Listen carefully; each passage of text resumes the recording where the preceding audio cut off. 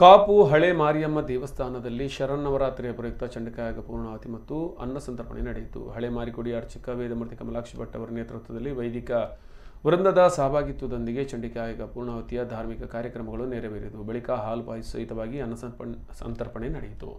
ಸಂಜೆ ಮಾರಿಯಮ್ಮ ದೇವಿಯ ದರ್ಶನ ಸೇವೆ ನಡೆದು ಭಕ್ತರಿಗೆ ಅನುಗ್ರಹ ಪ್ರಸಾದ ವಿತರಿಸಲಾಯಿತು. ಸಾವಿರಾರು ಭಕ್ತರು ಅನ್ನ ಪ್ರಸಾದ ಸ್ವೀಕರಿಸಿ ದೇವಿಯ ಕೃಪೆಗೆ ಪಾತ್ರರಾದರು.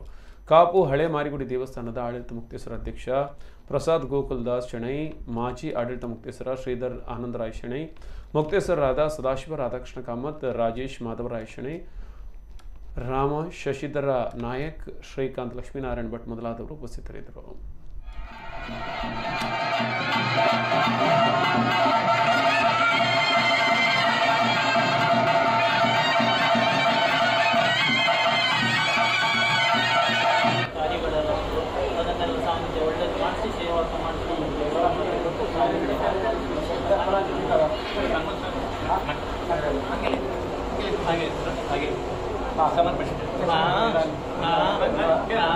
ಪೂರ್ಣವತಿಗೆ ಪ್ರಾಮಾಣಿಕದಿಂದ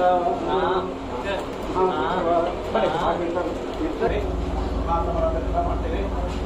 ಪೂರ್ಣಾವತಿ ಮಹಾದೇವಿ ಸ್ವೀಕರಿಸಿ ಪೂಜಾವನ್ನು ನಮ್ಮ ಮೇಲೆ ಏನಾದರೂ ಸಾನ್ನಿಧ್ಯ ವೃದ್ಧಿಯಾಗಿ ನಮ್ಮ ಬೇರೆಯವರಿಗೆ